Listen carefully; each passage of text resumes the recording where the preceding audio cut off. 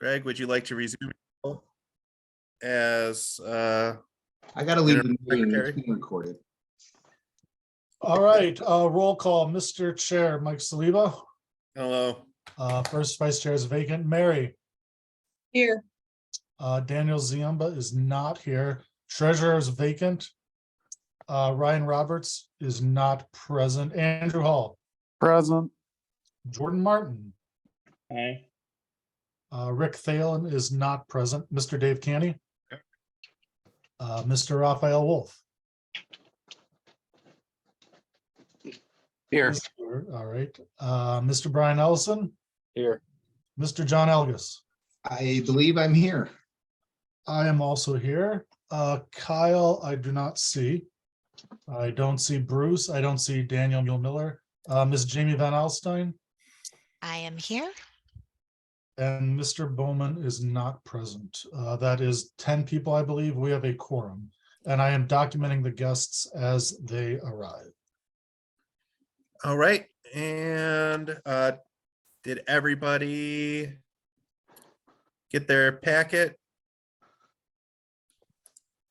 Yes. Has everybody who wanted to go over the agenda gone over the agenda?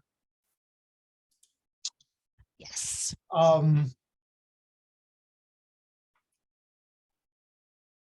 Should we need to approve the, I think I put paperwork check out of order. You want me to I'm gonna pop the agenda up if you want to let me share screen, Mike, or unless you've got it. Get your headset working or no? If you make me a co-host, I can share my screen. Yeah, all right. I don't know how to do that. I apologize Oh, on geez. that. I can make both Mike and Mr. Stumple co-hosts. Done. All right, I am sharing my screen.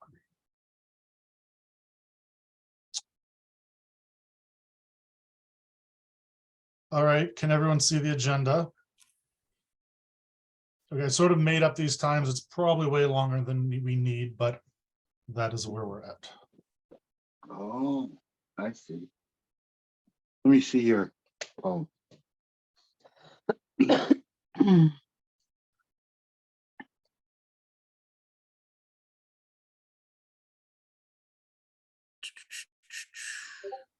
Jamie, did you have anything we needed to add to the agenda? I believe we covered all of the, hold on, there might have been one last thing. Let me just double check.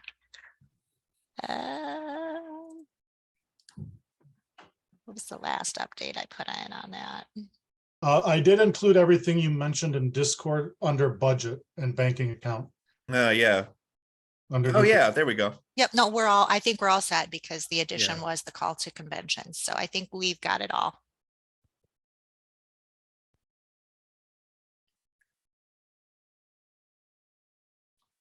Okay.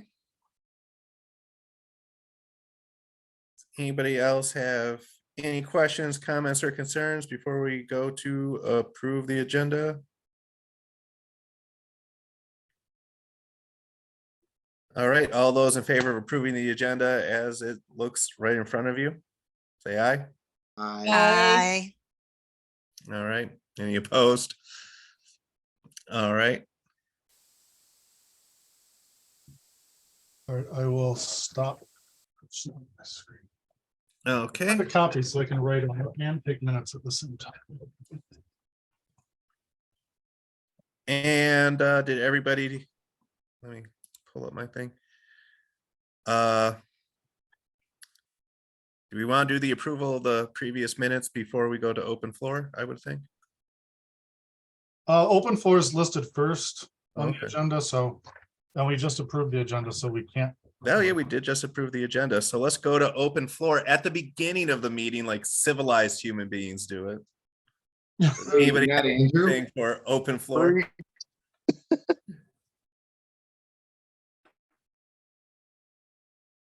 And we are recognizing non-board members, aren't we? Yes, certainly for open floor. That's what makes it open. Yeah, Andrew? apparently there was some confusion about that yesterday. Andrew, you have your hand up? Yes. I would like to address the board with the same question that I asked yesterday to that group. And we're already off to a better start because no one objected to me speaking. What is this board doing to reunify the party? I can feel that. We have made offers to the illegitimate board to have fair and honest discussions. Otherwise, the most important thing we can do is be recognized by the state of Michigan as the Libertarian Party of Michigan that we are. I do believe that being recognized by the state is more important than being recognized by national, because national doesn't let us on the Michigan ballot. The state of Michigan lets us on the Michigan ballot. And really that's the point of a political party. I know that's become a contentious issue lately as well, but is to run candidates for public office. And that's what we're capable of doing with or without permission from the national party, who I have been educating as to why we are who they should recognize still as the Libertarian Party of Michigan. Larry had his hand up first, and then Jamie. Yes, I'm not sure if it's if there's available space for this further down, but I do want to tender my resignation for the bylaws committee. That's in order to pave the way for volunteering to be on the credentials committee. Okay, I think we can take that without any further discussion. And sorry to see you leave the bylaws committee, and thank you for joining the credentials committee. And Jamie? I just wanted to briefly speak to Mr. Duke's question. As you stated, there has been, and it's been more than one appeal and attempt to sit down with the other board claiming to represent the LPM in an attempt to find what compromise would be acceptable for both sides in this to move forward as one cohesive party. Additionally, what we've done is with the regular convention scheduled for April 1st is made it clear that it is open for all members, and it is an opportunity to come in and elect all of your leadership and be done and move forward from April to end the controversy and not carry it forward into the summer or after the summer. And I think this is an important point that's lost.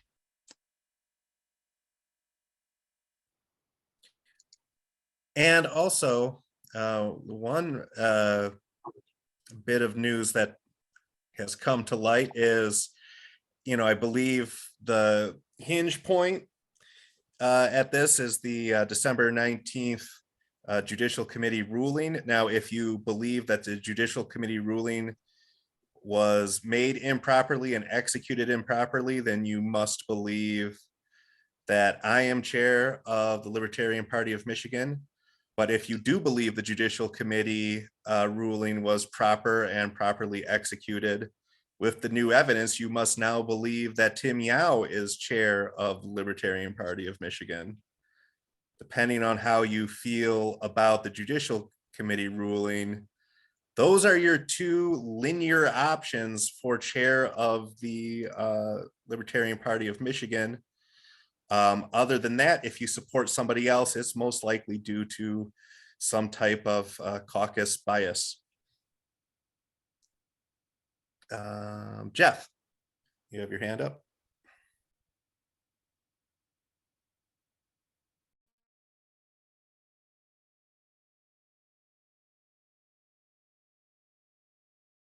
If you're Jeff? talking, Jeff, you're muted. Oh, sorry about that. The LNC is not recognizing this board. The LNC is basically not allowing this board to have access to CiviCRM, which is the main membership database. So I don't know how this board is going to function and represent itself without the national support and even have access to the member database, which basically the only database that exists for members the past few years. So as for my situation, I do not know if I'll be credentialing a Lansing convention. My intent is to follow the LNC guidance, which says they recognize Chatterton as chair.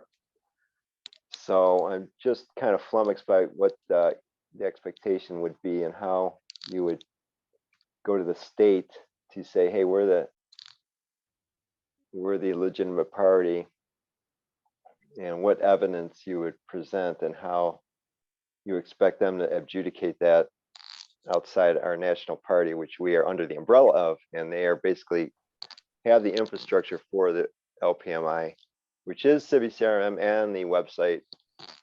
I mean, that's the whole crux of the party. Now, obviously, there's the money aspect, but I believe that I don't know what the status of that is. But anyways, I'm just concerned what your objective is by going to the Secretary of State. I think that would perhaps. Are you concerned that we would lose ballot access to that scenario? And then how would you gain access to members if you don't have access to CiviCRM? So to answer the first part of that question, we had a pretty long history prior to the existence of CiviCRM. So we're just going to have to take care of that the old-fashioned way. And I think we have been piecing that together as best as we can, and it's getting better and better every day. And as far as recognition from the state of Michigan, you know, I know a lot of paperwork over the years has been dropped off for elections by Scotty Bowman, and a lot of paperwork's been dropped off by Mary Bazuma. And I don't know if, and of course, Greg Stempel. These are the names that have appeared on the ballot for years and years and cycles and cycles. I don't know how many of them have ever met Daniel Ziemba or Andrew Chatterton. We were here first, and we are still here. And I don't know of anybody at the LNC who's ever had a phone call from the state of Michigan to get permission to put our candidates on the ballot before. And, you know, the Natural Law Party of Michigan still puts candidates on the ballot, and their national party dissolved. The U.S. Taxpayer Party of Michigan still puts candidates on the ballot as U.S. taxpayers, even though their national party is called the Constitution Party. I don't really think the state of Michigan really cares about national parties. We are the entity that exists in the state they preside over. Right. Unfortunately, though, you're going to have this permanent split that you're probably going to have a very small minority of people joining your new entity, and the old entity will continue to grow. From what I'm seeing, I don't know how it's growing. Maybe it's all Mises people. I don't know. But I'm just concerned this is not really unifying this. And plus the fact that the petitions were submitted. Now, granted, Andrew, you should have had the convention sooner than April 1st. There is some logistics, obviously bylaw contradictions that are involved here with the 60-day notice to affiliates for getting delegates, etc. But I don't know why he scheduled. He scheduled a special convention in response to the special petitions, right? That this group submitted. Then you decide to have call another convention on the same exact day. Why don't you just continue with the special convention and try to oust him, as the intent of the special convention was? At this point, I'm very concerned. You're not mobilizing anybody to go to that special convention. That's what's going to be propagated through CiviCRM. That's the convention people are going to go to. I don't know what your database is as far as membership or contacts, but I'm very concerned that this is going to be a fail. So that's my 2 cents, I guess. Greg, you had your hand up for some follow-up to that, I believe. Yeah, one thing I've been telling everyone, and one reason why I specifically decided to proceed with the regular convention is none of us actually believe that Andrew will accept the results of the special convention, especially how he's treated his few executive committee meetings. We all believe that if there's a negative outcome, that Andrew will appeal it to the judicial committee, and the judicial committee will just put Andrew back in charge. Until the judicial committee is removed, the Mises Caucus can do anything they want at this time without regard to what the membership says or does. Which is what happened the last time we put out these petitions. The one thing I do want to add to that is the number of people that would attend our convention. Well, if you are a libertarian and you're living in the state of Michigan, then you probably voted for Mary Bazuma for governor. She's going to be at our convention. You probably voted for Brian Allison for lieutenant governor. He's going to be at our convention. You probably voted for Greg Stempfel for secretary of state. He's going to be at our convention. You've probably voted in the past for Scotty Bowman for US Senate. He's going to be at our convention. A number of other people, myself, I put out a lot of flyers in the 10th district this year. I'm going to be at our convention. If you follow Twitter, then you're going to stay home and read Twitter and find out, about Drag Queen Story Hour from the anti-woke folk. Brian? I think you guys probably addressed most of the stuff that I wanted to say. The key being that the reason why we're moving forward is here in the fashion we are is because people finally realize that the Chatterton organization is not acting in good faith and will not act in good faith. And anybody who believes that the special convention in Wixom was the end to anything is delusional. You're kidding yourself. It was just the next step. Everything we did in July was proper. It was proper. The only thing that they're saying was improper was notice. And the only reason why there wasn't notice is because they refused to give it, right? We've been dealing with dishonest, manipulative people. And so there's no reason to believe that if we follow that path and continue to deal with the dishonest, manipulative people, that is any means to an end. It's just another step in their attempt to control the party. People who have spent the last several years talking about how they're going to take over by any means necessary are going to continue to try and take over by any means necessary. Larry? I just wanted to say, Mike, you should check your private chat. I did. Thank you. All right, that's all I have to say at this time. All right. And I think we've been doing open floor for about 10 minutes, but since I was late, I could give it to anybody else who had anything left to say. No one's else hands is up. Does the original question asker have any additional input? I'm curious. Ms. Mr. Raphael, Duke? I don't know who that was. No, my question was answered satisfactorily, much better here than yesterday. I also personally would like to say that pointing out all the libertarian candidates that I voted for in the last election will be at this convention really does speak volumes. Thanks. And quite frankly, that goes back decades at this point. If nobody's seen my leadership support letter that I put out, it's still growing in signatures, and I'm kind of quite proud to have those people on our side.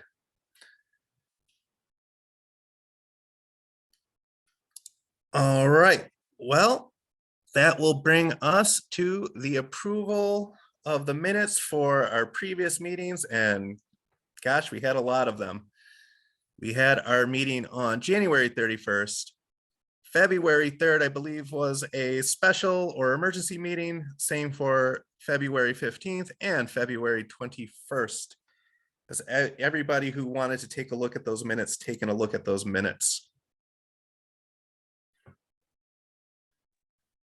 Jamie? Yes, I have a minor correction Okay. needed for the minutes from the February 21st special meeting. As relates to, boy, it's near the bottom. Sorry, Greg, but it's regarding Scott, point of information, funds for a mailing. In that sub bullet point, we've got Andrew motioning to add Mr. Brungart to the convention committee. It should actually be the, what was it, the legal Oh, yeah, that was the, Whatever the, yeah. yeah, not the convention committee. Okay, so the 2/21 meetings, I'm changing motion to add Joe Barnett to convention committee. I'm placing that with legal counsel committee. Yes.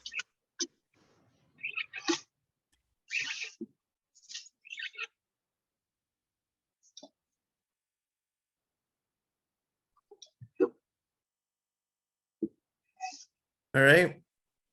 I'm assuming nobody disputes that. I do have a point of inquiry, I guess. Two of the meetings I took, okay, there are two meetings that I took executive session minutes for. I wonder how those would get approved. I didn't include them. I didn't know what the status of if those can be approved in a regular session. I think maybe those get approved upon the next time they're reviewed.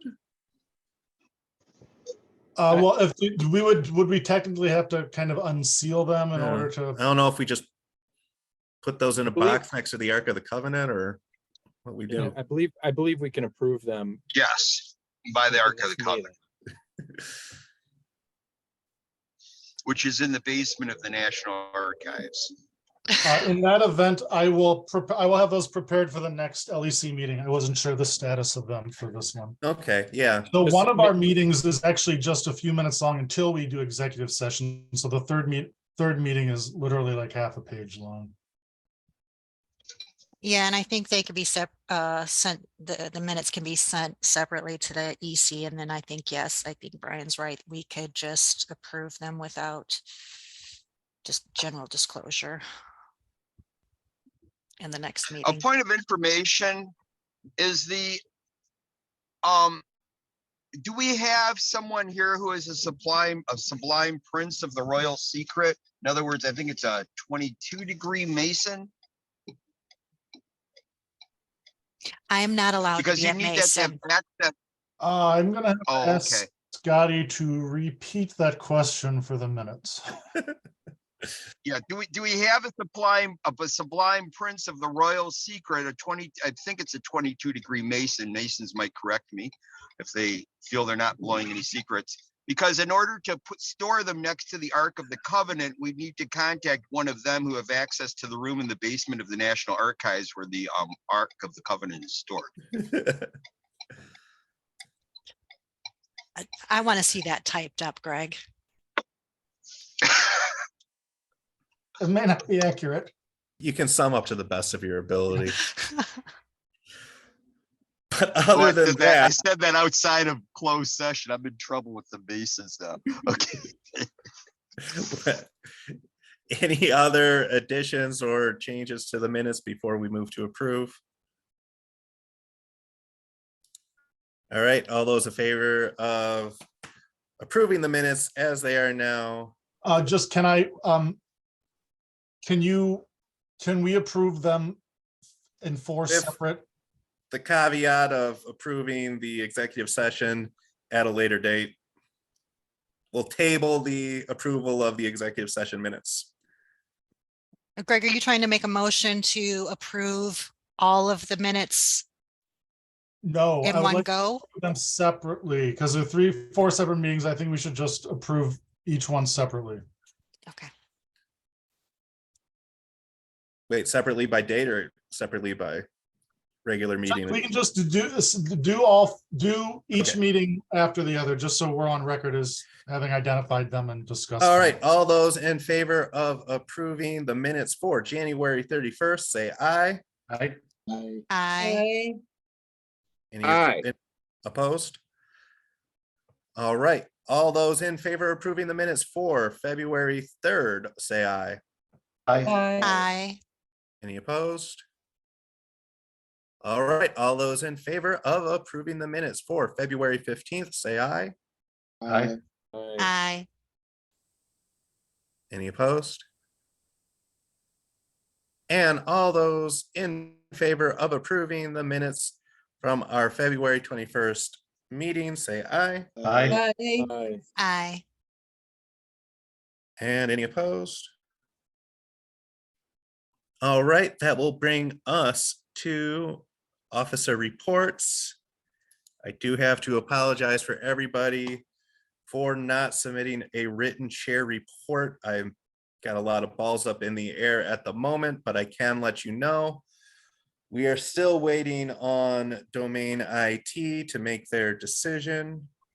Our bank account is now doubly secured. Something I already touched upon is the rogue board may have some issues with its continuity of authority, which will be an interesting development to watch play out. I have submitted our leadership letter. I call it the leadership letter, the letter of support from the past leadership of at this point, it's the statewide leaders and elected officials of the Libertarian Party of Michigan. Dustin, our regional rep, has made sure that's been delivered to every member of the LNC. Karen Ann Harlos did make sure to mention it in a video where she once again attributed a false motive to it. And I also provided some other information about the past workings of the Michigan Judicial Committee to clear up any misunderstanding the LNC may have as to the way JC rulings usually work here in the state of Michigan for the last 50 or so years. They have not responded to any of that directly to me. Other state chairs have been beginning to reach out to me, particularly in the point of if we are recognized by the state of Michigan, but no longer by the Libertarian Party of America, we may be faced with a decision to join an alliance of libertarian parties that is nationwide, which I would be open to when the time comes, although I do think the National Party will not want to lose the 10th largest state in the union for ballot access and will recognize us when they come to their senses. Other than that, I've been available for anything anybody needs, and if anybody needs anything else, you should all have my personal email address. I always look at my Facebook messages. I only check Discord outside of business hours because I don't know how to get it on my work computer. And if you need my phone number, I can give it to you. Thanks. There is no first vice chair. I guess I could have still done a first vice chair report, but most of those people aren't talking to me right now anyways. Brian, you had a question? Yeah, just a question on if there's been a status update with the Lara filing. I know that we had filed, and I think that there was a correction filed on top of our correction by the Chatterton organization. A correction was filed on top of that. It was sent express mail. It should have arrived today. We paid extra to have it processed in 24 hours. I expect that when I check it tomorrow, it should be fixed, if not the next day. It was not fixed as of 3 p.m. today when I got bored and looked it up. Thank you for the update. Scotty? Yeah, I had a few things, but I'm going to start, since we're on the Lara filing, with a point of information. Does one have to be a member of whatever board they have on file to update it to change the listing of members? The way it's been explained to me is that if I print out a form, fill it out, and send it to the state of Michigan with $25 check in it, they will make me the president of Blue Cross Blue Shield of Michigan if I ask to, or any other nonprofit corporation in this great state of ours. And apparently it's just up to whoever else to sue me to get me to stop. Fascinating. Okay, I wanted to make sure. And also I'm hoping that, and I don't know if it was done, that what we list as the agency for us and for contact information be something that is not directly available to them, because previously we had Daniel Ziemba's address as our contact address, and that is clearly, he's clearly somebody who would work with the other group. Yeah, well, even if you believe, like I said, on that hinge point of was the JC correct or not, even if you believe the JC was correct, there is nothing in any of the minutes of any of their meetings that gave Daniel Ziemba the permission to make himself the registered agent of the nonprofit corporation. And he is in violation of even their own bylaws of that private club I was invited to last night. Actually, Doster made himself the registered agent, but the email address of the corporation is given as Daniel Ziemba's address. I think Doster filed it. Hopefully He filed soon the form to Doster make will be himself working on agent. behalf of Mr. Yao.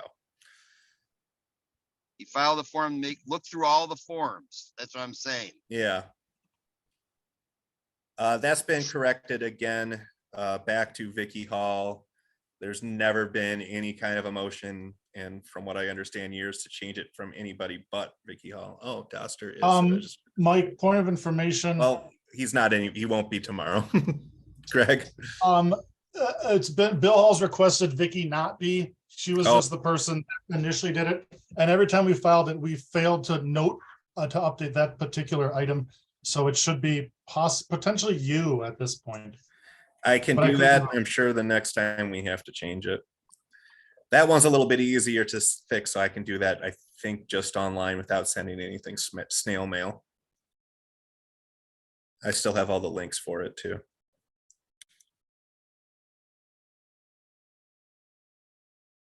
Oh, Scotty, you got your hand up? Yeah, well, I had more than one thing, so I just didn't Go want ahead. to take cuts if someone else needed to turn.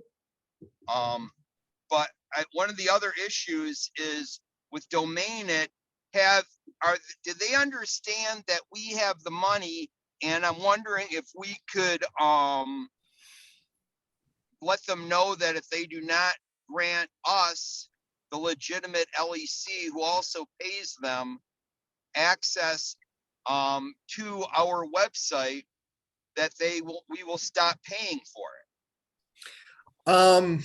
You know what? I actually went and got some statements. I don't know how we were paying Domain It before. I couldn't find it coming out of that account. I that was kind of like what I wanted to do, was call them up and be like, look, I can tell you every time we've ever paid you at exactly what time we paid you. And I couldn't find it anywhere. I think at some point Joe Brunkart said he was the one who switched us over to Domain It, so he might know better than us. I'm assuming that because they have the username and password to get into the Domain It account, they've just linked it to, you know, Michael Heise's Nazi Gold account or whatever other source of funds they have. So they could just be paying the bill from their own account at this point. Or I don't know if we pay them on an annual basis or a monthly basis. I'm assuming it's annual.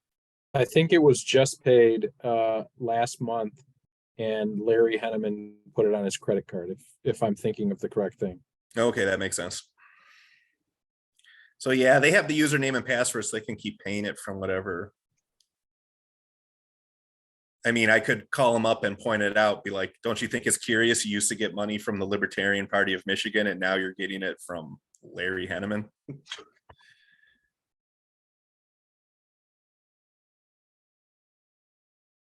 Scotty, anything else after that?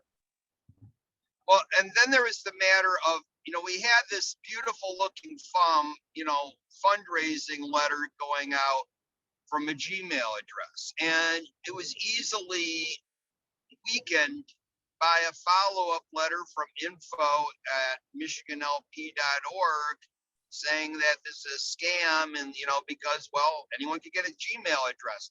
I was thinking at least maybe if it came from michiganlp.net, it would look a little better. But we need to put in there stuff that indicates that really speaks to people's possible suspicion offering them, you could call the regular, our free now phone number that no one ever calls. They could call it and actually get someone to confirm that, yes, we are real.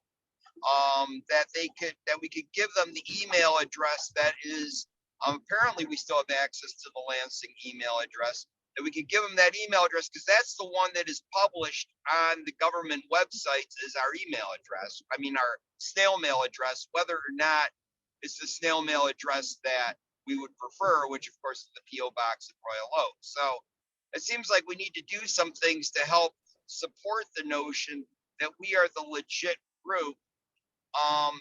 And finally, a snail mailing would also, I think, help in that respect. Also, the call to convention needs to be out 30 days in advance by the means people prefer, which in some cases, if we don't have an email address for someone, might mean that we have to get them on snail mail. I would really like to do a snail mail. They can get expensive, but I think it is actually worth it for people to see something they can hold in their hand coming from us. I do think that for emails, one thing we had talked about is, not to even mention that there is another group, just not to give them oxygen, but quite frankly, I think our emails should acknowledge, at least even if they just say we have an attachment of my leadership letter that lists all the members of the board, just to acknowledge this is who you're receiving this email from. You are receiving an email from the LEC made up of members voted at the last 2 elections, supported by these people. Yes, there are other people saying something otherwise, but this isn't fraud. We're not trying to pretend to be anybody but who is listed on this letter, supported by these people, elected at these conventions. And I think because they're really tossing around the whole wire fraud thing, because first off, they would have to prove that they're the Libertarian Party of Michigan and not us for our emails to be wire fraud. But let's get out in front of it and say, okay, this is who we are. If you think that these people that you know from being elected at these conventions, running for these offices, such and such and such, are the Libertarian Party of Michigan, well, that's who this email's from, and that we're the ones having the April 1st convention in Lansing. I'm not opposed to being upfront about that in any of the emails too. And I know when I set up my watch company, my web guy set up some kind of he was able to, you could type in gibberish at axeheadwatch.com and it would just come to me because I own axeheadwatch.com. I'm sure we could figure out how to do that with michiganlp.net or some of the other URLs that we've taken control of that are a little bit better looking than Gmail for sure.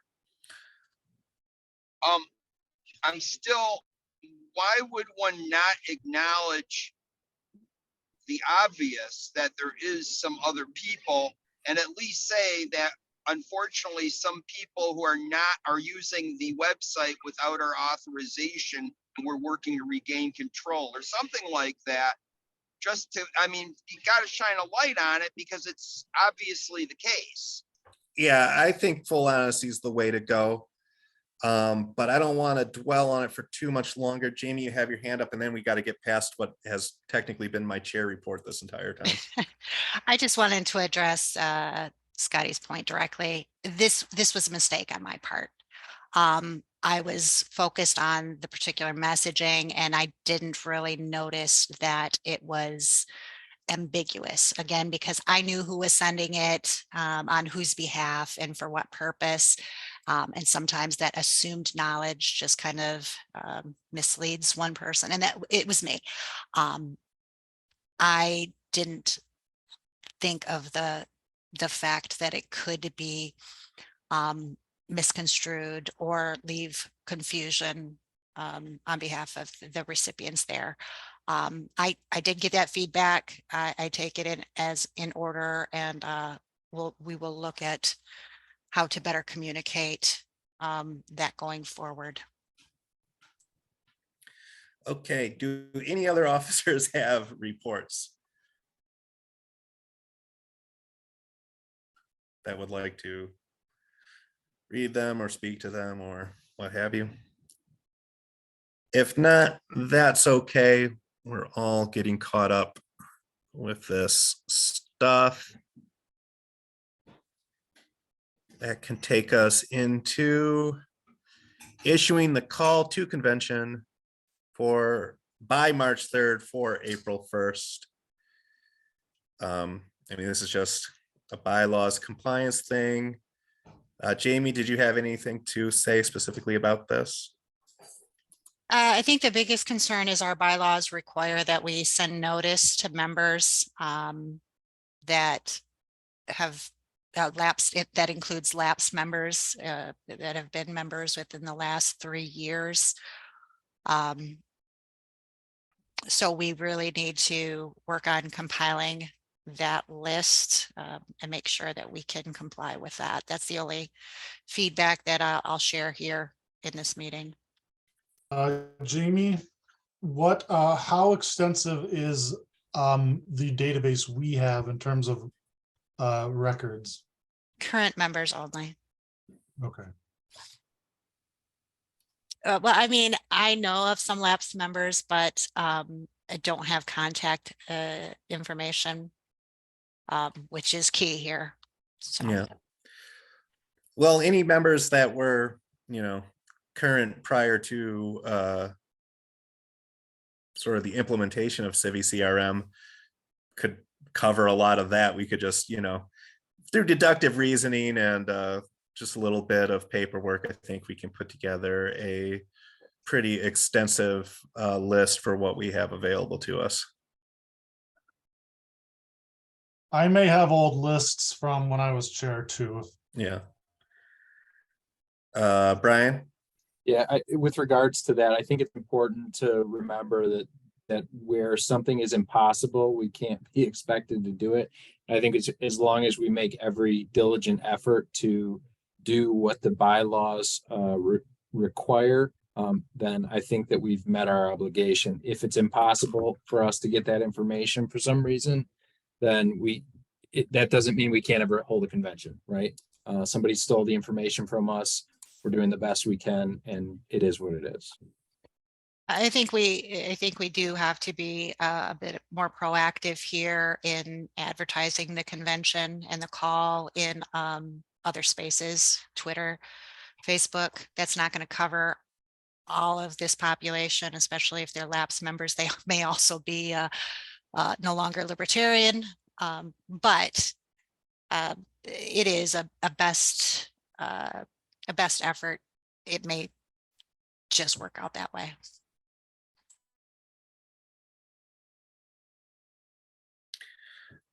All right. Is there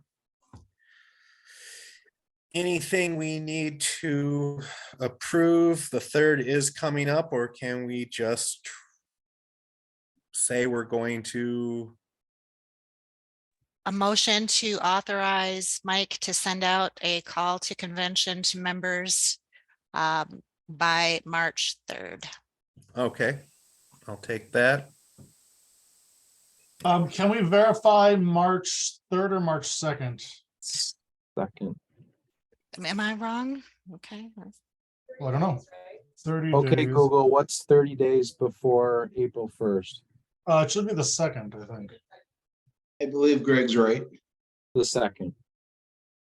Okay, then amend my motion.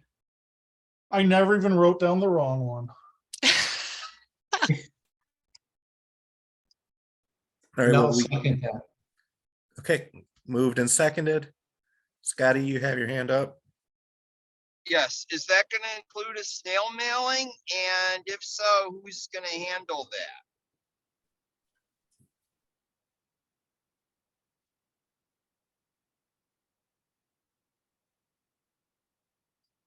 Jamie, do you envision this particular motion covering a snail mailing, or should we? I think we should pass yours, and then if we have to make a separate motion for a snail mail. Well, I think to send out the call to convention, I didn't specify. Yeah, a call to a convention is a call to convention, I guess, right? Yes. Okay, oh, Jamie, can you see, is Bill Jeleno trying to get into the meeting? I don't see anything popping up. I don't see him now. Okay, I'll let him know. He sent an email to Greg Stumple asking for a phone number. Ah, okay, I can probably get that. Oh, I see, yeah. I can look it up real quick here. Just give me a second. Yeah, he emailed me at 7:44. I just checked my email. That's okay. You can get that over to him when you get a chance, but Can someone else with his number get at Tim since I'm taking minutes? I can do can, so. but- I can do so. Okay. all right, and we have a motion that's been moved and seconded. All those in favor of putting out the call to convention by any means necessary by March 3rd, say aye. Aye. March Aye. 2nd. March 2nd. Hi. Oh, March 2nd. The motion's for March 2nd? Yes. It's due by March 3rd. That's what you were saying? No, No, it's due The by deadline March is the second. March 2nd. 2nd Oh, is the the deadline. deadline is the 2nd. I, All right. can I I must have amend, been can I amend this checking to my- have somebody else do it? I'll do it. I got it. Don't worry. Just, send me text messages from time to time. It'll all be good. All right. Sorry. I was checking my email, I guess. Or I just had March 3rd stuck in my brain. But all right. All those in favor? Aye. Aye. I, Aye. Any opposed?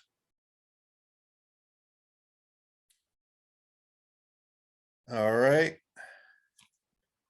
Scotty, do you still have your hand up for anything specific right now, or is it just still up? Well, I guess I'm still on that. If we're gonna have, because I realize it takes time and we don't have much. Yeah, You have to do basically a rush job on printing or photocopy and a lot of addressing and stamping really quick. I guess at minimum, we need to have just people don't have emails, snail mail, then we can worry about something more professional later. do I you don't wanna- recall us issuing a physical call to convention, at least in the last 4, 5, 6 years. I think it's in the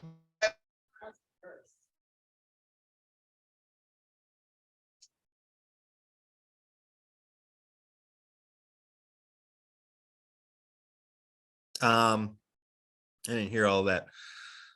But I do know just from experience in Macomb, that the few times we had put out just paper postcards, we have had new people show up holding a paper postcard in their hand. So given the situation where we don't have access to all of our digital resources, old fashioned might go a long way.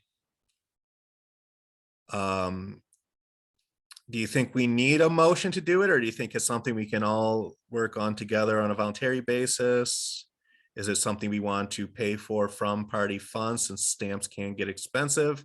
Is it something we all want to just sort of buy stamps and have a postcard party, or how do you have any proposals, Scotty? I like the postcard party. Okay. I like postcards also because it's the cheapest way to mail anything and we could keep it simple. We could do something professional later to reach more people. But I do think that party funds are completely appropriate for this. It's a party function. I mean, there's no ambiguity on that other than the ambiguity that exists in some people's minds concerning what the LEC is. But beyond that, there's no ambiguity, and this LEC does firmly have a hand on the bank account. So I say go for it, especially since the other LEC is creating a debt, $6,000 thus far for Doster and harass us. Seems totally appropriate to me. That's not the LEC's bill.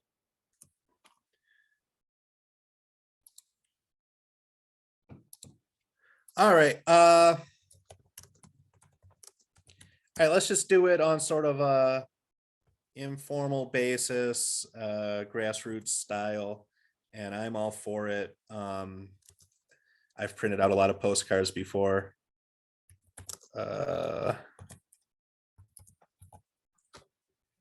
Have a snail mail party. Does anybody want to volunteer for it?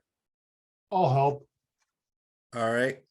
Do y'all just want to? I can help as well. I'll tell you what, if you want to volunteer for the snail mail, send me an email and we will divvy out physical addresses, I suppose. Or we can all just do it in one place. Mike, if I think we you, should, Printers. hey, Mike, if you Yeah. get me the call to convention as soon as possible, I volunteer to convert that into the relevant information into a postcard. Okay, cool. we need someone to make address labels because writer's cramp is gonna be hellacious otherwise. I can make labels too. All right.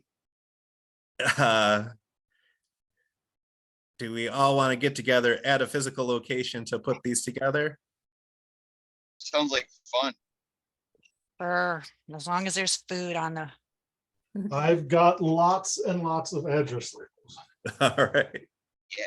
I said food, not labels. I'll bring the labels and postcards. Someone else can bring the food. All right. Thursday night, maybe? Late Thursday, late afternoon, early evening.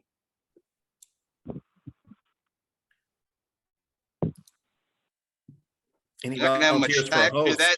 That is the second. That would be too late already. Yeah. Tomorrow? It is. No, tomorrow will be too, we can't get it done in less than 24 hours. Let's do it Wednesday. Okay, I won't be able to attend Okay.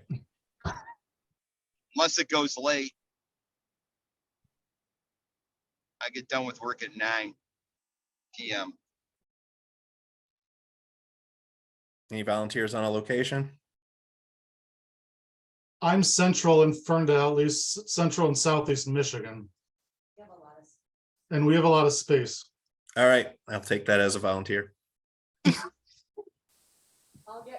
Shelly's gonna get pizza. Hey, Shelly is one of the newest members of the Libertarian Party of Michigan. Hi, say what? Welcome, Kelly. Shelley. Yay. All right. Go on from here to Credentials Committee. Larry volunteered earlier and I know he has experience, so I trust him. Is he still on the call? There he is. Larry, do you have anything to say about the Credentials Committee? Would you like to take the lead on that? Do you need volunteers? And if so, for what and when and where? I probably will at the very least require some volunteers to help the day of. I will just say that I have the information necessary to complete this task. All right. Jamie? So we did receive a couple of responses to the email that went out to members regarding this meeting and the formation of these committees. Mr. Jake Woods indicated that he would be willing to volunteer for committees that need bodies. Oh, that reminds me, yeah. I got a couple emails. Let me review those two, actually. Jay Gillette has also offered to volunteer for one of the committees. Jay, you're on the Jay call. is Do you on have the a call, preference? right? Yep. Hang on, there I am. Jake Woods and There I Larry. am. Sorry. Yeah, I've been kind of quiet. Yeah, either one, wherever I can help. Claire Gelano also sent me a text interested in credentials. You know, I've probably done this before with Larry, but I'm not digitally competent when it comes to necessarily work on the credentials. But if there's easy legwork and dumb work, let me help. All right. Did I hear that? Good. Yes, sir. Dave, you got your hand up? I do. Larry, I know that I'm speaking for Angie. She's not down from work yet, but will be shortly. But I know she's planning on being there with you for credentials as acting treasurer, because there'll certainly be some money being involved as people are paying as they come in. So she'll be of help as well. Well, that's good because traditionally Norm has usually helped us with that, to have that into the work covered. Oh, good, yeah. All right.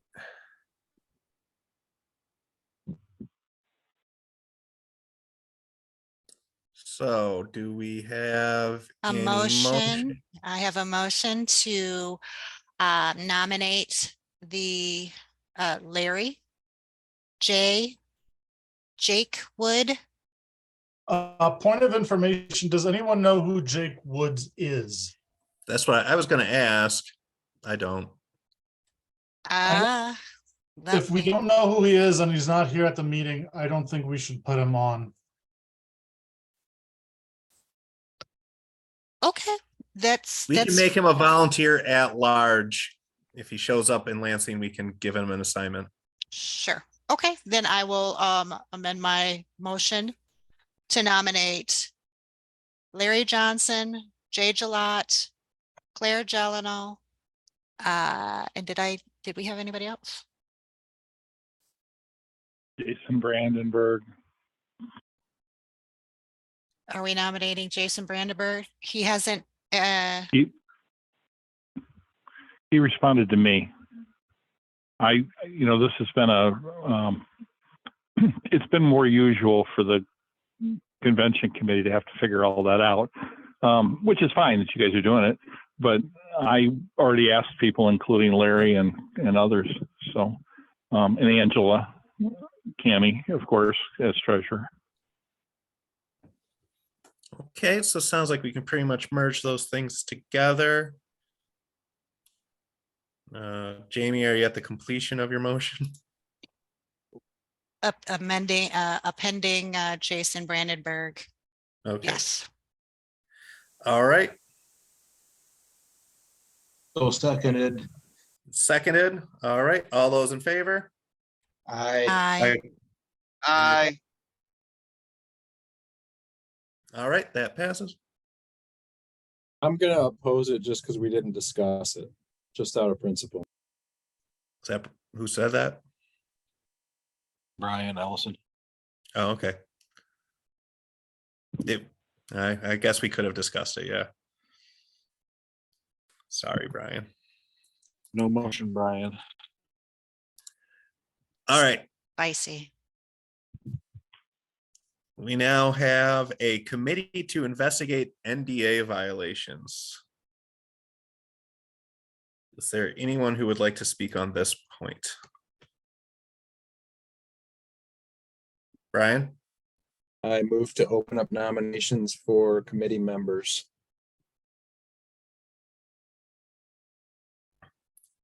The two people I recall. Second. The point of information, is that me? What's going on? Two people I received nominations from were Mark King and Stephanie Dunn.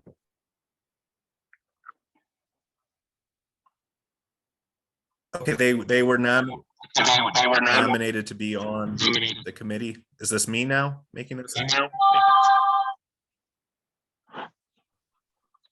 Somebody's All right. unmuted. You're muted and they're getting an echo. That's the Stephanie issue. Dunn's microphone going off. Someone can mute Stephanie Dunn. I'm done. Test. Okay. Greg, can you repeat what you said? So from my recollection of people that wrote to us asking to be on that committee were Mark King and Stephanie Dunn, in addition to Jake Woods.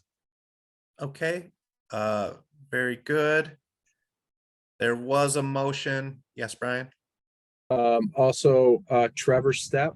I don't support him, but I did say that I would nominate him because he requested to be on the committee. Interesting. Um, Not expected in Lansing.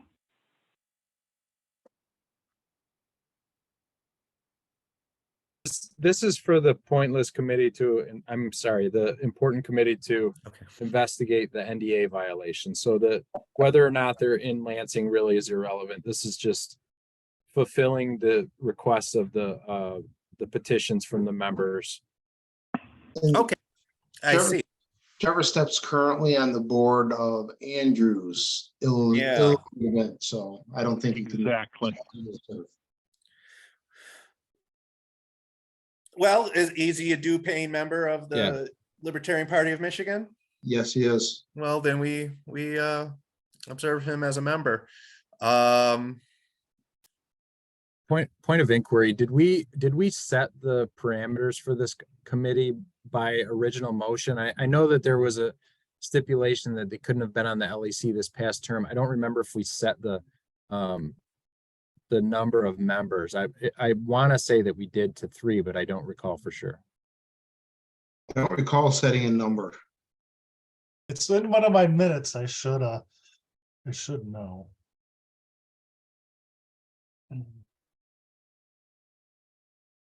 Yeah, the only reason why I brought up that he was on Andrew's board is because I thought that we had agreed that they wouldn't have served on either board to avoid any conflicts of interest. well, Andrew's club isn't the LEC, so. Yeah.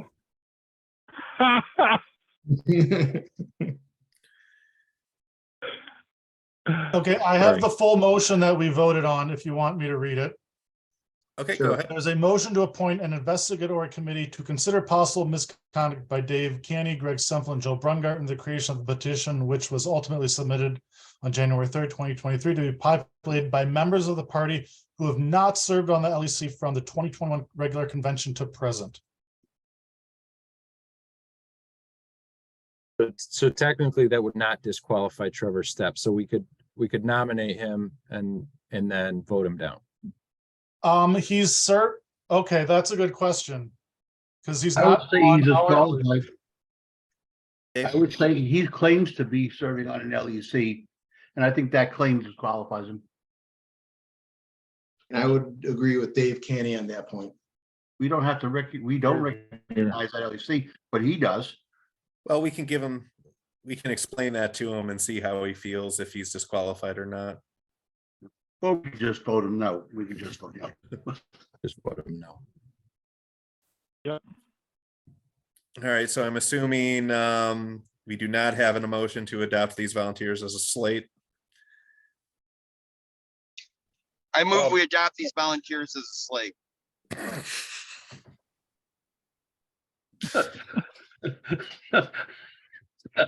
Second, so we No. can vote on this. No, we'd let it die.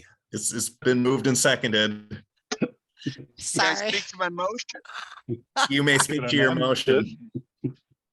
I personally, and here's my logic. Okay, I personally believe that since it is people sympathetic to the ACJC crew that called for this to be part of a special convention, that we go ahead and this is actually kind of a bone we were throwing to them, was the whole reason we decided to capitulate to this investigation, that we include someone from that clique. Now, there is the other matter legitimately brought up of whether or not he thinks he's on an LEC. And he needs to be told that he's eligible because he's not on an LEC. And I think anyone joining the investigation, because there may be some confidentiality involved, need to sign something. And that document should include that I certify that I have not been on the LEC since that convention. All right, An interesting spin. Larry. Yes, just as a point of information, I just wanted to let folks know that, let me scroll back down to where I was at. Sorry, excuse me. Mr. Jacob Woods is a annual renewing member who is current in his dues. Okay.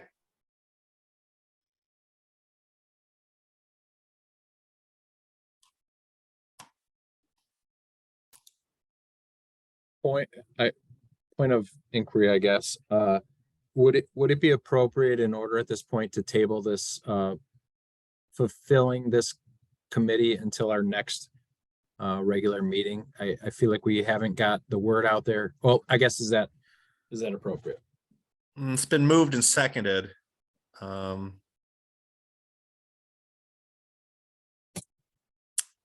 Greg, is that this, once it's been moved and seconded, we have to vote on it?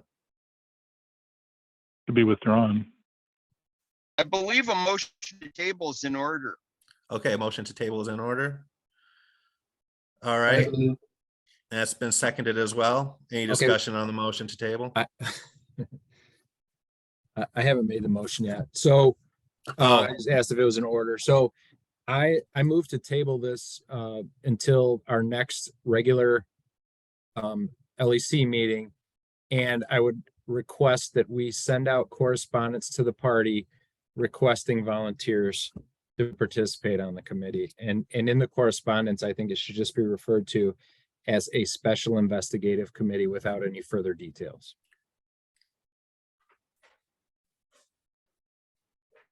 All right. Point of and that was- information, Go ahead.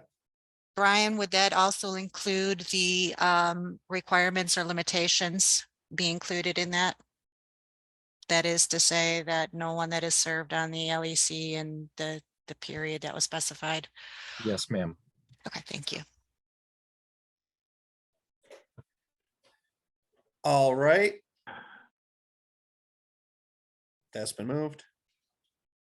Second, anyone? No? Okay. Second.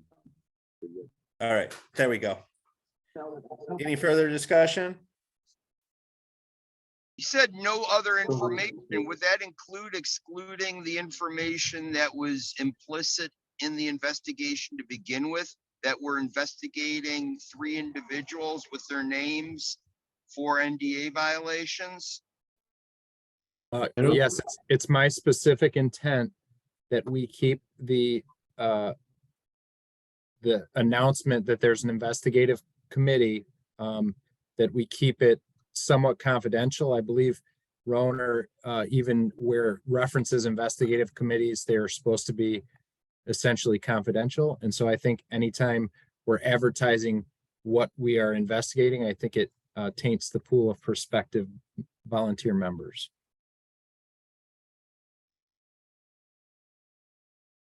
Okay. Anything else? Call the question. All right, all those in favor of adopting Brian's motion to table the creation of this investigative committee and send out notice for it, say aye. Aye. Aye. Aye. All those opposed? All right, that passes. And that shall move us along to an update from the Legal Counsel Committee. Is there anyone else besides me on the committee? Brian, would you like to speak? I might be the only one getting new information lately. Yeah, I really don't have a relevant update other than I believe that we have, we've fulfilled the retainer requirement. He's received the engagement letter via email and has proceeded to work on our case. Yes, he has done a fair bit of research. He's doing research because he keeps asking me for resources, so it makes me happy. And he today helped us doubly secure our bank account. So that shan't be changing hands anytime soon. Mike, it's Bill Jeleno. Yes. Could I speak possibly? To the Legal Defense Committee or in general? Is that it? No, regarding the Defense Committee. Okay, go ahead. I just wanted to let you know, I don't know if everybody's caught up with all the email traffic that I've been bludgeoning everyone with, but I had an opportunity to speak with Kerry Morgan yesterday, and he said that, I let him know that you were in fact engaging another party, but He said he would be willing to offer some advice on the side to anybody that might want it. He's handled a lot of not-for-profit, specifically. He's done a lot of work with churches, who quite often, I guess, have schisms. Mm-hmm. He handled one last week and said he would be happy to talk to the committee if asked. And he can't represent because of the nature of his job, but he said he'd be happy to talk to people if that would be helpful. I think that That's all I could be had to say. helpful at times, yeah. Especially for just basic questions that maybe you just want to bounce off somebody and not get billed for. Not that I think that's how we're being billed now. But No, yeah. Brian might want to reach out to him. All right. All right. Anything else? Any other questions or updates? I think, Greg?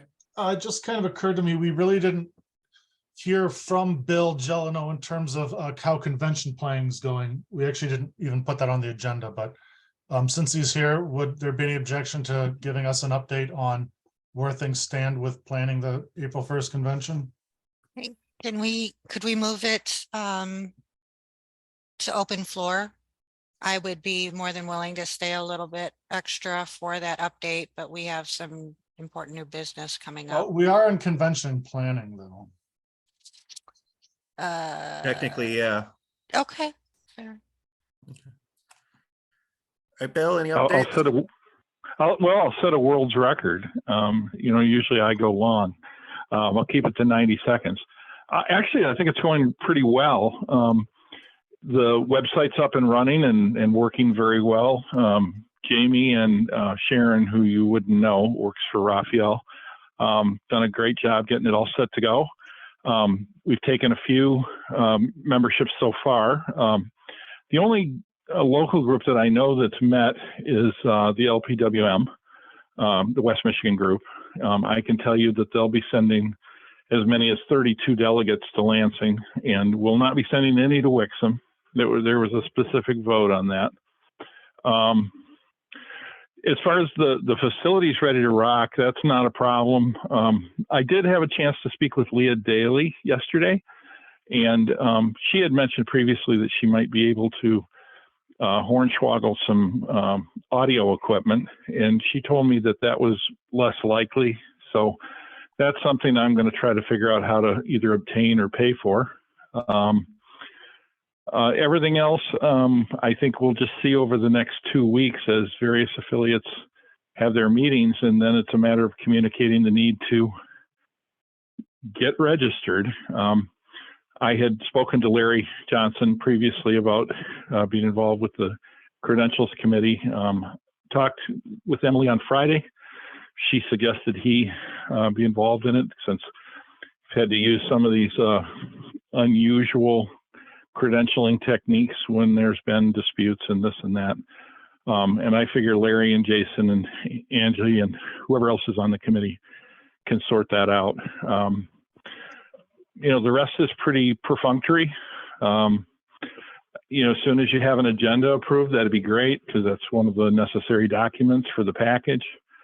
But other than that, feeling pretty good about it, and seem like we're getting some positive responses from people. Got several people registered, and we'll see what happens. All right, Jamie, have your hand up. Okay. All right. Well, then. Oh, I'm sorry. I was on mute.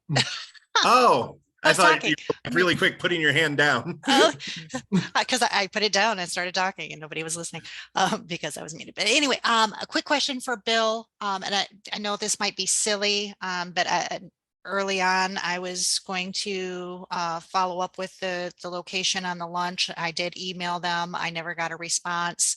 Have you confirmed with the venue that the lunch buffet will be on offer and available? Well, I guess we hadn't really had full discussion in terms of what lunch, but all their lunches are buffet style. And you had suggested the Italian lunch, which is fine with me. I don't have any particular feeling about that. You know, food is important, but not necessarily, you know, top-notch concern, right?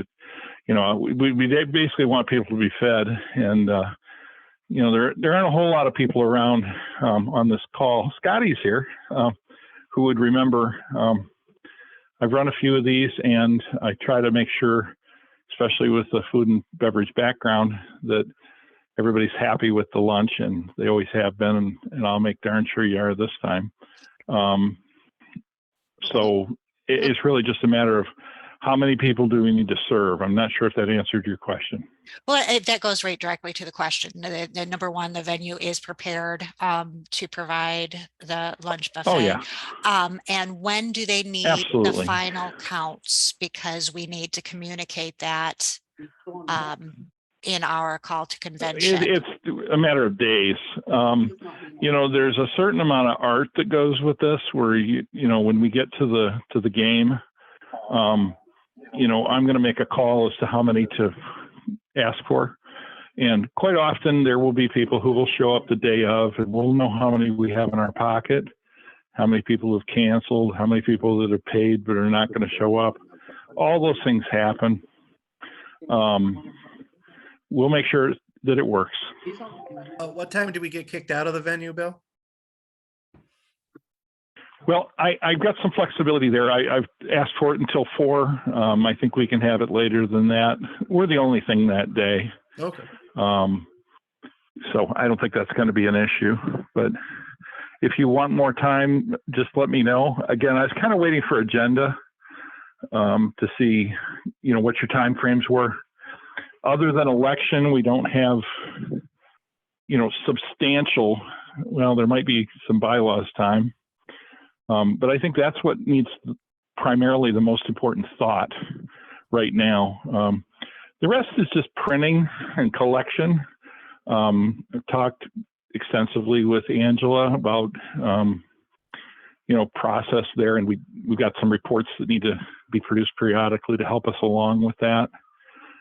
But it's just a numbers game. Obviously, having 5 people on credentials will be good to help with, you know, just the mechanisms. Beyond that, it's nothing so far other than getting the website up that's been really critical. I think it's going to be interesting to see how some of the affiliates, as I understand it, are going in different directions. Some people going one way and some people going the other. And I think it's just going to come down to numbers. How many people can we get out? That is the crucial challenge. Oh, it just reminded me of something I'm going to throw in at this point, even though it doesn't really fit in. But I already put out my letter of all the former statewide leaders of the party that support our side. I will have an updated version of that for any live people to sign, and also one for county chairs to show how many counties support us to be signed at Lansing. So bringing as many people and counties and affiliates and what have you to this only bolsters our claim more and more, and I think we're on a pretty good start to it. All right, anything? Yeah, I guess the only other thing I want to say about convention real quick is just to whatever we can do to encourage people who may not get seated in one affiliate to communicate to someone their desire to go. I'm going to have something written for you. It's happened in the last 24 hours and I haven't been able to put it together. But there is a procedure under Roberts to seat people who live in areas that are unable to report. I'm just going to put it that way, just to make it as non-controversial as possible. But there may be large affiliates that are not sending anybody directly to our convention. And I think that is the biggest challenge. And one of the biggest reasons I wanted Larry involved is to sort through how we can make sure those areas are properly represented by people who wish to attend, but whose affiliates may not send them. Maybe Everybody got an that? honor system thing for some of those folks, but I'm sure we can adapt as we get along. Yeah, I think it's going to be a matter of combinations of things. I think it's going to come down to the numbers. You know, how many people do we have? I know some affiliates are offering slots to others, and in other cases, I think we just may not have enough ability to do that. And so it may come down to if, for example, some affiliate, we'll just say X county, decides not to send anybody to Lansing, I think we need to have a legitimate process by which members can request credentialing as if they were from an unorganized county, simply because the club, as it were, is perhaps in control of a particular county and may not be able or willing to send anyone to Lansing. And I think that would be appropriate under Roberts, and certainly has been a precedent at the National Party when they've had their squabbles from time to time. I think what we can do in that situation is any affiliate that does not give us a slate of delegates can be temporarily called unaffiliated. Larry, you got your hand up. I agree. About this stuff. Our bylaws already give us a mechanism for seating those individuals. If the members in attendance to the convention vote by 7/8 majority to seat additional delegates, they can be seated. I think the best practice would be for us to pre-credential those individuals so we know if they're eligible or not. Right. Right. So if someone's coming from an affiliate, we know they're a member, they've already signed up, all of those things. We have in the past, there's a specific example not that long ago where Ken Proctor was overlooked in the capital area. And as Larry said, with a 7/8 vote, we can add people to the delegations. And that's where every delegation that comes, even if they're just a few members from a particular area, they should caucus together and let us know, yes, this person is part of our group. Yeah, I think some people that have been to quite a few conventions in the past might remember that the Capital Area Libertarian Party during our time in the primaries tried to seat a number of unqualified individuals using that method, and they were summarily voted down for that. But I think in this case, cooperation would be there. Want to seat these individuals. So I don't anticipate there being a problem doing that as long as they are qualified. And that's why I said we should probably try and pre-qualify some of these folks if we know they want to be delegates, but they may not be submitted by their local. Greg? Right.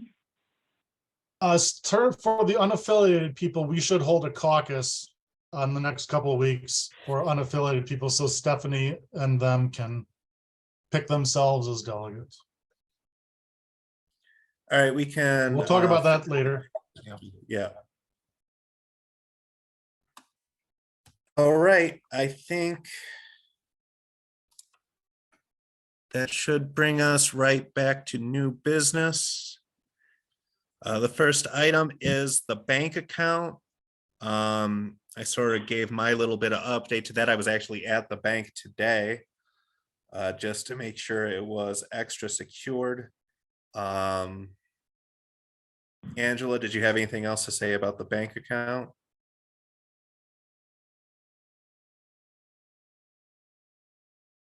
I don't have a treasurer's report per se. I would like to, I can email you about this. I would like to get an accounting from the lawyer so that our books can be up to date, but we don't have to go through that right now.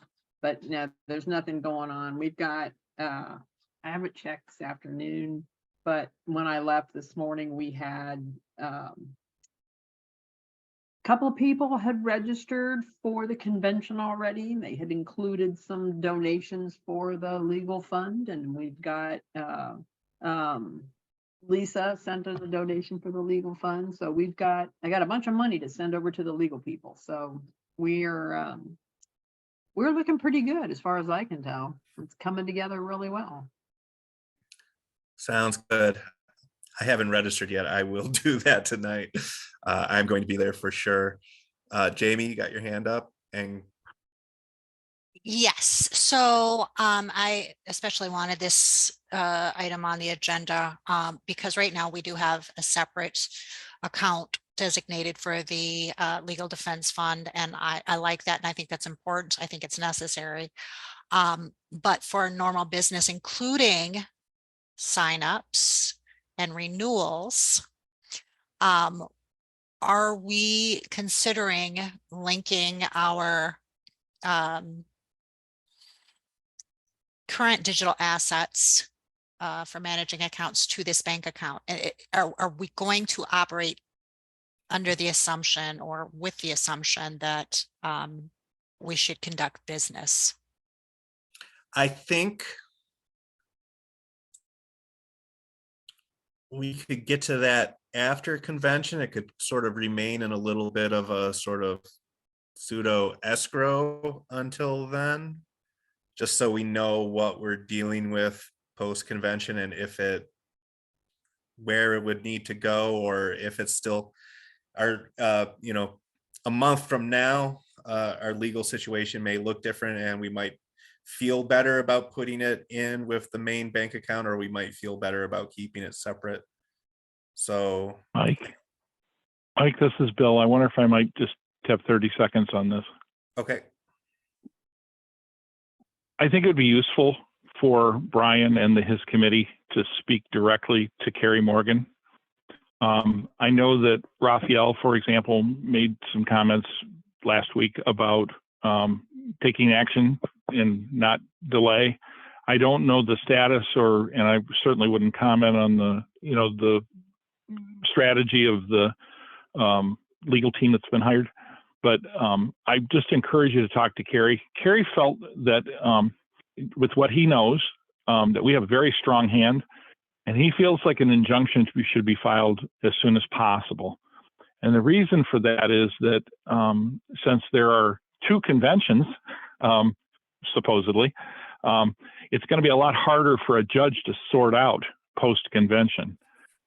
He felt like, and there's a lot of facts that were provided, and he certainly is in Wayne County and he knows a lot of the principles involved. And I said I would pass that along, and that's it. Okay. Just that he had a lot to say about the rapidity with which we get moving on this from his point of view. All right.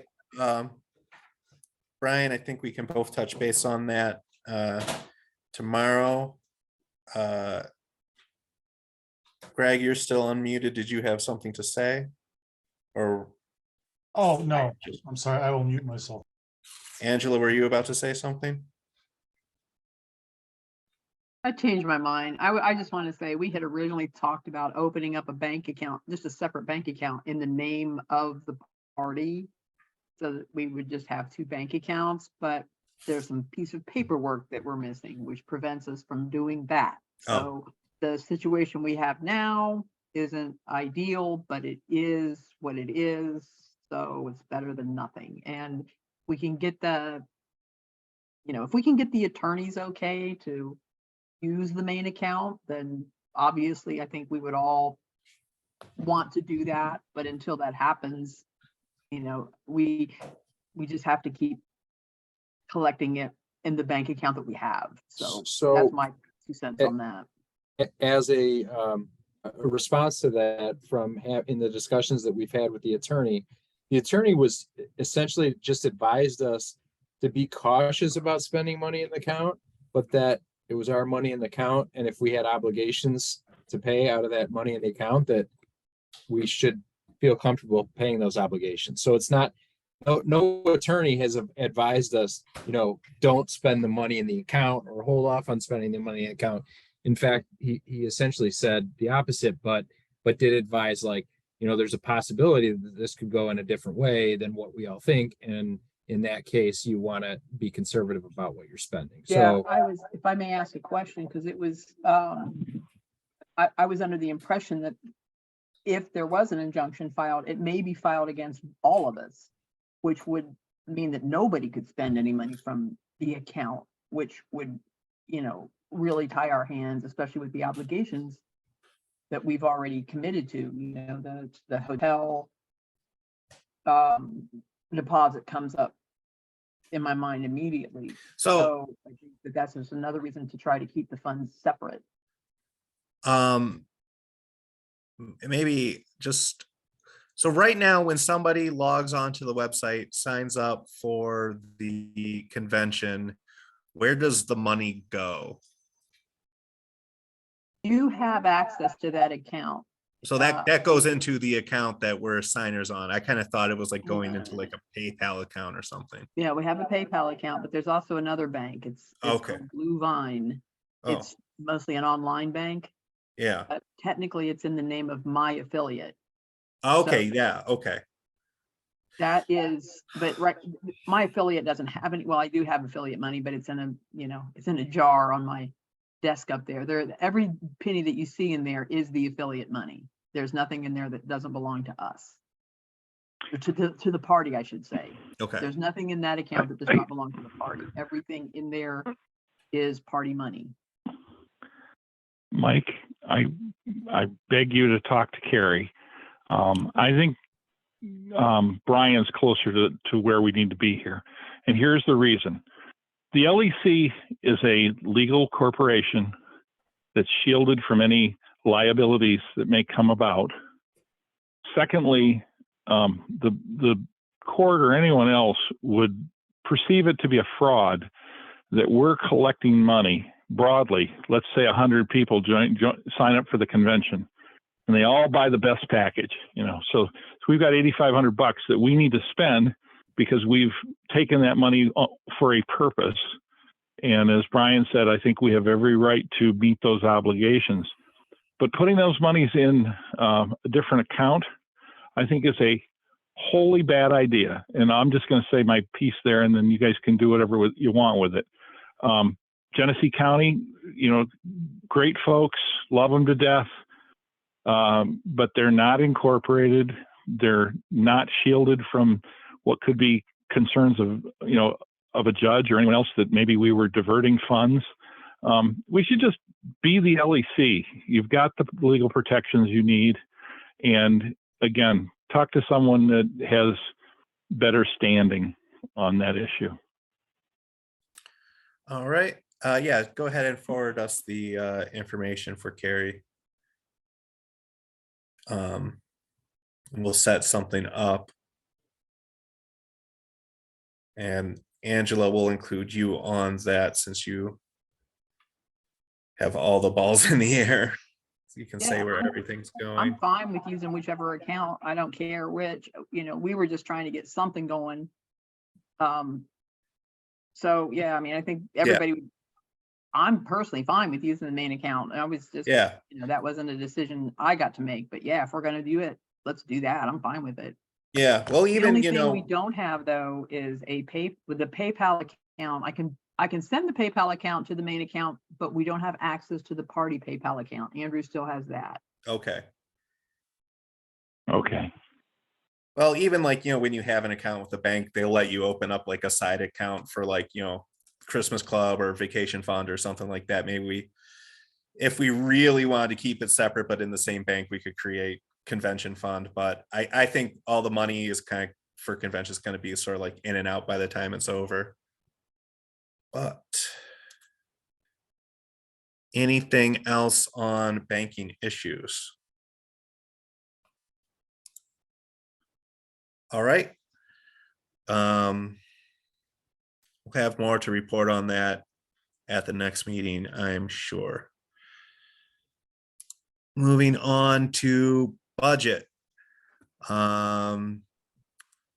Jamie, a lot of these are concerns that you raised. Would you like to speak to all of it?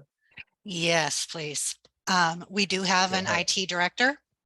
I believe we have a contract associated with that role. And we are obligated to pay our IT director $100 a month for a total of $1,200 a year. As of this date, our IT director has not received a payment from the LEC for January or February at the very minimum. And I believe we need to submit that payment to him for the arrears as well as the upcoming month for March. Second. But I do want to go back for this. I think we do need to make the budget itself a topic. We do not have a 2023 budget. We don't have these line items included in that budget. We don't have funds for convention or future campaigns or other services included in such budgets. That's going to become problematic. I don't know if we want to defer that until the new board is in place after April 1st. But just a reminder that we don't have a budget for 2023, and we do have some obligations that we need to address. Okay. So we do have the first motion, I think, would be to pay our IT director for January, February, and March is coming up, so we need to issue payment for March as well. Second. All right. I mean, it's kind of like an obligation. I don't necessarily know if we need a motion, but since it's been moved and seconded, all those in favor of us paying what we owe, Mark? Aye. Aye. Aye. Any opposed? All right. I have Mark's contact info. I'll let him know. He gets a paycheck All right. from the Libertarian Party of Michigan. Woohoo. In terms of the other items listed there, as you know, we do have MichiganLP.net that is being hosted on Raphael's server. We don't know when we will regain access to our digital assets. Again, the resources hosted on Domainit, our email, etc. At this point, we need to assume that that could be tomorrow. It could be never. I would propose, I don't know, help me out here, a motion. Well, I guess I would have to ask Raphael what the cost of hosting this site is or would be. Currently it's on a shared server that I run anyway, so it's zero cost to me. And so, you know, maybe it can be an in-kind donation for now or something. Sharon's time. Are there costs associated to the plugins or any of the functionality that we're currently using? I didn't personally purchase any. I purchased the domain, the .net. It's in my GoDaddy account, which you know, a few others that I work with have access to, and as well as the server. So it's really kind of like in a business environment. And I didn't pay for any plugins. I'm not certain Sharon did, but the only other work that's been done is Sharon, and I have not yet received like any notification from her on what the hours were. Okay. Okay. All right. And the other The other associated topic is the CVCRM issue. We are in the convention packages taking member renewals. We need some way to track our members and our memberships. Again, we don't know if and when we will regain access to Civi CRM. This topic came up before all of this stuff blew up in the party. Civi CRM and support from national or lack thereof. There was discussion previously about looking at an alternative separate from national. We're kind of forced into that position now. I did find it's definitely not as robust as Civi CRM, but it could serve our needs in the interim. It would allow for tracking members' data, allow for join renewals, some automated functionality, and some emailing. There is a cost related to that. The free version out of the box isn't very customizable. It can just give us very basic, limited ability to create and allow people to join, renew, but it does not allow us to take payments via PayPal, which we would need. And it does not allow for customized field or manually entering members, which we would need to do at the very beginning. We would have to upload known member data. Otherwise, we'd have to have everybody register again, which we don't want to do. That cost would be, and I apologize, I had it up, but now I don't. Jamie, what's the name of the service? I missed that. The name of the service, where did it go? It's WP Memberships Pro is the name of it's a plugin. And their professional version, and I'm getting there right now. The two components that we would need is the ability to, damn it, sorry, it took me to the wrong one. We would need the ability to take payments via PayPal, which I believe is a $49 annual cost for that expansion. And the other one would be the admin console, which would allow us to manually enter members, which I believe, I'm looking that up right now. I apologize. Damn it. There's a lot of options. I should have been more prepared.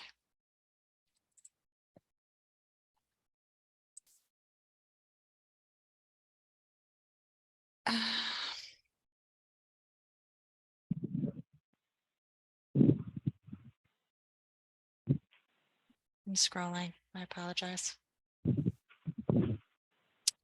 While Jamie's looking for that, can I volunteer to pay the first $100 of whatever it costs? You certainly can. My thinking being here, you know, folks are going to have to get comfortable with, you're going to have your own database, which, by the way, for 80% of the time that there's been a Libertarian Party of Michigan, we've had a separate database, and they didn't necessarily integrate very well with the national. And, you know, depending on how all this goes, you may want to decide that you're not going to share information with the national anymore, because all they're going to do is send out emails to all your members that say you're bad people. It's just a task. It's not a lot more than that. You know, there may even be web-based things that you can set up, like Jamie's looking at, that would satisfy the various things that you need to do. It's always required a certain amount of hands-on. Scotty, Larry, lots of people on the call have been through all this in the past. And it may just be what we have to do until some of the larger things are settled. Raphael, you have your hand up? Yeah, so I just found the install guide for WordPress. So it's something we could easily install Civi CRM. It looks like I've never used it. I don't know about it, but we can. I can get with Jamie and Sharon, and we could probably get something going in the next couple of days, I would think. Would you like to volunteer to give that a try first? And if you're unsuccessful with that, we can explore other options going forward. I would, if Raphael is willing to do the install, I would gladly work with him and Sharon to see if we could configure it and get it set up to run as we would need on the site. If not, I do have the costs for the 3 components. We're talking 247. We're talking about $247 a year, which would give us all the functionality I think we would need for running the paid memberships pro from our website. So that is an alternative. Yeah, sometimes it is just easier to throw money at a problem, and 247 a year isn't bad, but I think we'll try this Civi install first and go from there. Brian? Yeah, does the Civi install get us away from being associated with national? I think that Yes. needs to be a key here. Okay. Yes, All no, right. it would be a standalone install. Thank you. Yeah, let's try that first, just because, sounds cheaper at first, and then if we have to go in a different direction, we'll give money to the capitalists and do so. But we'll try the open source method first. All right. So that kind of is all the topics of the budget. Do we have, we're gonna definitely pay Mark. Sounds like we're gonna skate by on the web hosting for a little bit. We're exploring a Civi CRM, alternative domain reimbursements. This, I know we have some .orgs coming our way that we can. Yes, Lisa, I believe, or purchased 2. Correct me if I'm wrong, Lisa. I forgot. Let me go check my GoDaddy account and then I'll put it in the chat. And then we can also share the particular domains and actually get the forwarding. I have I have mishlp.org, which I will set to forward to our michiganlp.net right now. It's Google, it's I think it was $9.99 for a year. I'll double check. I'm sorry, I registered it for 2 years at $12, so that's $24.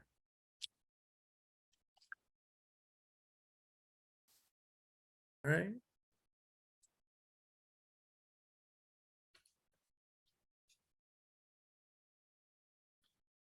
So what's Angela, you have your hand up? All the rest of that's being tallied up? I do. There was another expense that was approved when Joe was running things that never got paid. It's like 612 and change. So say 613 to the hotel in Holland where we had our last convention. That's still outstanding. Again, it's already been approved, but I don't want to just start randomly sending money out. Are you guys okay with that getting paid? Yeah, I don't think we would need, it's already been approved, but it's good to have a heads up that there's no surprises, but I don't think we need to secondly approve it or double approve, or think you can go ahead with that? Yeah, I'm fine with going ahead with it. I just didn't want, people to think, why is she randomly sending out all this money? But Joe had, it was approved as part of the convention package, and then, what happened was Joe tried to pay it with a credit card, and there was a limit on how much he could charge at a time. So it kicked back and so he paid, like, I forget what it was, like the amount that he could pay, and then it was supposed to pay the rest of it, and then it just got dropped. So now that I figured that out, I could go ahead and pay it because they've been really nice about asking. And so as long as everybody's okay with it, I'll just go ahead and make that happen. Yep, no problem there. Lisa, have you tallied up your domain costs? No, I'm still trying to get into it, but you know what? I was just gonna field it myself as an in-kind or whatever. I don't really care. It came to like $70. Who cares? Okay. Thank you for your donation.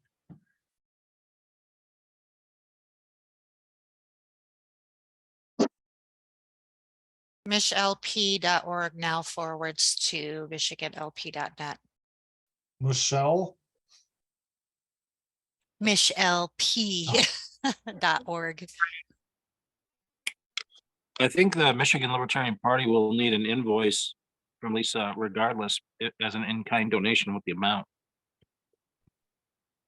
Is that correct, Angela?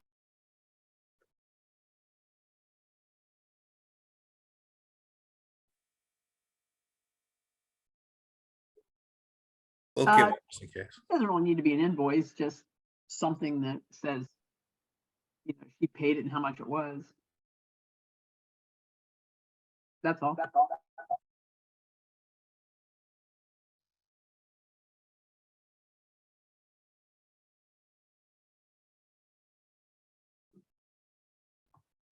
All right.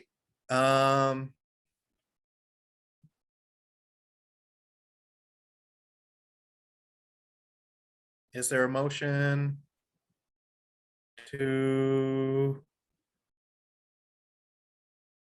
reimburse for, or I forget which one?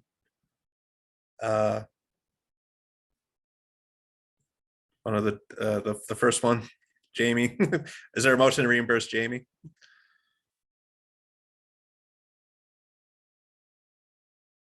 Yeah, what was the amount? Oh, what, 24 for 2 years, $24 for 2 years. so moved.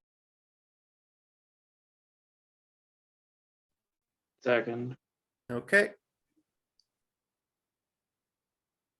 All those in favor? Oh, do we need to discuss this? Okay, hearing no discussion. All those in favor of reimbursing for MichLP.org at $24 for 2 years, say aye. Aye. Okay, any opposed? Okay. Were there any other parts of the budget that we have to vote on right now? I mean, as far as future conventions, future campaigns, do we want to start earmarking stuff now or continue as we go along? Scotty, do you have your hand up? I just want a clarification. So there is no particular motion or amount needed for the party between now and the next meeting to proceed with covering the snail mailing expenses? No, yeah, because we're doing it sort of grassroots style.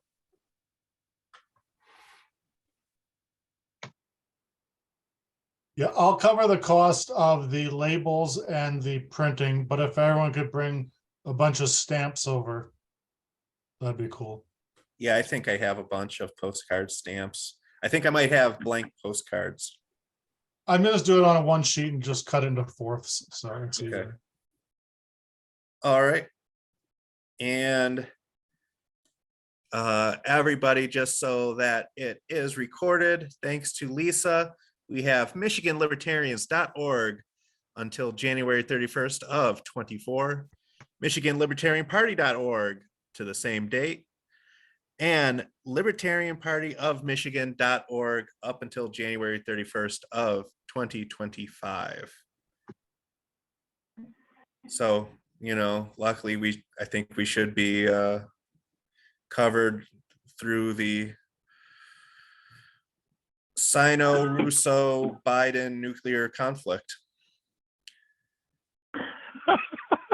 Scotty, you got your hand up again? That was Oh, okay. All right. Anything else on these budget issues before we move to our next open floor?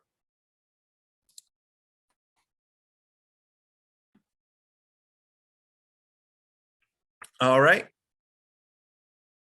We'll take it to open floor. Does anybody have anything else to say tonight? Brian? So I was the lucky recipient yesterday of 4 letters from the Secretary of State of Michigan, informing me that I am past due for my campaign finance filing fee of fine of $300. Another one for $1,000. Another one for $1,000, and another one for $1,000. So this was related to the lieutenant governor run, and as some of you may know, lieutenant governor candidate and a governor candidate in the general election are considered a single candidate under the MCL related to whatever this is, 169.233. So I intend to initiate a lawsuit against the Secretary of State, and I just wanted to let the party be aware that that was going to be happening fairly soon. All right, Greg. I just want to clarify with Brian, because I gave him bad advice earlier in the year. Your fine for lieutenant governor was not for your run in November, but for running to get the lieutenant governor nomination at the convention. Is that correct? So no, so I think that this is happening in bad faith, because this is a fine for the pre-general. Okay. One says pre-general. Do they This mean one says- pre-general for the convention? No. Okay. This is for the general election, pre-general election, post-general election, post-convention, and statement of origin or statement of organization. Okay. So I didn't do a single filing. I didn't ever intend to do a single filing. The law doesn't require me to do a single filing. And so that's where we stand. Did you file? Brian, can I ask you a question? Sure. Sorry, I heard another person ask a question. I was going to ask that same thing. The question. Did you file any statement of organization at all? I filed the nominating, I don't know. I filed whatever I signed at convention. The statement of organization, it's my understanding, is to organize a committee. Correct. And there is no committee associated with a candidate that is already associated with another candidate. So there's no need under MCL 169-224, whatever the section is, for a lieutenant governor to file that statement of organization. Well, I guess to save yourself some stress, did you spend $1,000? I'm not even sure what the threshold is for a gubernatorial or lieutenant governor candidate. But you might want to talk to Bill Hall, and because it may come down to something as simple as writing them a letter, and they'll squash those fines. I already engaged them. I already engaged them in a dialogue, and they doubled down. No kidding. I'd be interested in knowing more about that, because I think, like you said, it sets a bad precedent if they think they're going to smack us on something like that. Yeah, it's a bully tactic. So.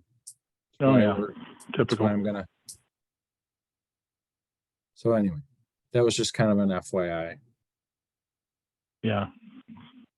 So I hope that this does get resolved before 2024, because if you have a pending fine, you can't run for office again. We have about half a dozen libertarians Right. in that vote, and I don't want to lose you as a prospective candidate. I'll just run for Senate. All right. All right, anything else for open floor? Motion to adjourn. There you go. Second, I had something else to say. Oh, well. Oh, Oh, then I withdraw. So there's a motion that it belongs to the board now, not your motion anymore. All those in favor?